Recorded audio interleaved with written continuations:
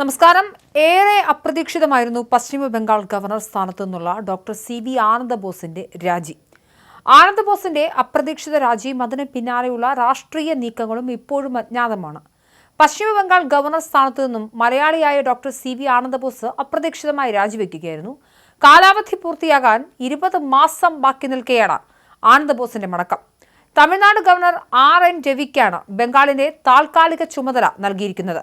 ആനന്ദബോസിന്റെ രാജിക്ക് പിന്നിൽ രാഷ്ട്രീയവും ഭരണപരവുമായ കൃത്യമായ അജണ്ടകൾ ഉണ്ട് എന്നാണ് ദേശീയ രാഷ്ട്രീയത്തിലെ വിലയിരുത്തൽ. വരാനിരിക്കുന്ന നിയമസഭാ തെരഞ്ഞെടുപ്പിൽ തൃണമൂൽ കോൺഗ്രസിനെ നേരിടാൻ കൂടുതൽ കർക്കശക്കാരനായ ഒരു ഗവർണറെ BJP ആഗ്രഹിക്കുന്നു എന്നതാണ് രാജ്യത്തെ പ്രധാന കാരണമായി ചൂണ്ടിക്കാണിക്കപ്പെടുന്നത്. മമതാ ബാനർജി സർക്കാരിന്റെ പോലീസ് സംവിധാനങ്ങളെയും ഭരണയന്ത്രങ്ങളെയും നിയന്ത്രിക്കാൻ ആനന്ദബോസിന്റെ ശൈലി പോരെന്ന വിലയിരുത്തൽ കേന്ദ്രത്തിനുണ്ടായിരുന്നു.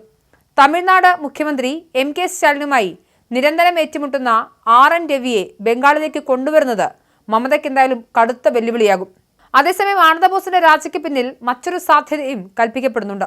നിതീഷ് കുമാർ രാജ്യസഭാംഗമായി കേന്ദ്രമന്ത്രിസഭയിലേക്ക് എത്താൻ സാധ്യതയുള്ള സാഹചര്യത്തിൽ ആനന്ദബോസിനും കേന്ദ്രത്തിൽ സുപ്രധാന ചുമതലകൾ ലഭിച്ചേക്കാം.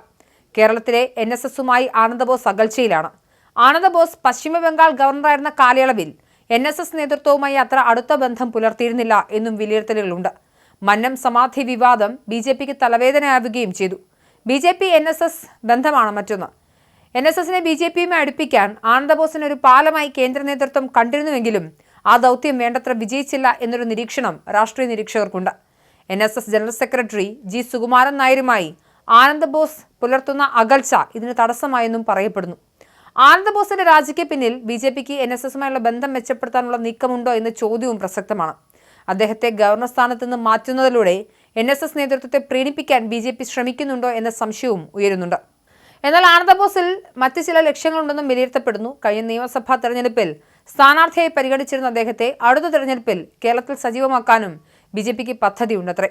അതിനിടെ ഗവർണറുടെ മാറ്റത്തിൽ പശ്ചിമ ബംഗാൾ മുഖ്യമന്ത്രി മമതാ ബാനർജിയും കടുത്ത അതൃപ്തി രേഖപ്പെടുത്തി. തമിഴ്നാട് ഗവർണർക്ക് ചുമതല നൽകുന്നതിന് മുൻപ് തന്നോട് ചർച്ച ചെയ്തില്ലെന്നും ഇത് ഫെഡറൽ സംവിധാനത്തോടുള്ള വെല്ലുവിളിയാണെന്നും മമത ആരോപിച്ചു.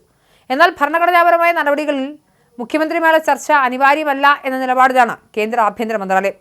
രാജ്ഭവനെ ജനകീയമാക്കാൻ ലോക്ഭവൻ എന്ന് പുനർനാമകരണം ചെയ്ത ആനന്ദബോസ് ആരോഗ്യ പ്രശ്നങ്ങൾ അതിജീവിച്ച് സജീവമായി തുടരുന്നതിനിടയിലാണ് ഈ നാടകീയ നീക്കം എന്തായാലും നടന്നിരിക്കുന്നത്. വ്യാഴാഴ്ച ഡൽഹിയിലെത്തിയ അദ്ദേഹം രാഷ്ട്രപതി ദ്രൗപദി മുർമുവിന് രാജിക്കത്ത് കൈമാറുകയായിരുന്നു. ബംഗാൾ നിയമസഭാ തെരഞ്ഞെടുപ്പിന് മാസങ്ങൾ മാത്രം ബാക്കി നിൽക്കെയാണ് ദേശീയ രാഷ്ട്രീയത്തെ ഞെട്ടിച്ച ഈ നീക്കം. 3.5 വർഷത്തോളം പദവിയിൽ തുടർന്ന അദ്ദേഹം ഗവർണർ സ്ഥാനത്ത് താൻ മതിയായ സമയം ചെലവഴിച്ചുവെന്നാണ് രാജിയെക്കുറിച്ച് പ്രതികരിച്ചത്. എന്നാൽ രാജിയുടെ യഥാർത്ഥ കാരണം വെളിപ്പെടുത്താനും അദ്ദേഹം തയ്യാറായിട്ടില്ല. 2022 നവംബറിൽ ചുമതലയേറ്റ ആനന്ദബോസ് തന്റെ കാലാവധിയിലുടനീളം മമതാ ബാനർജി സർക്കാരുമായും കടുത്ത പോരിലായിരുന്നു.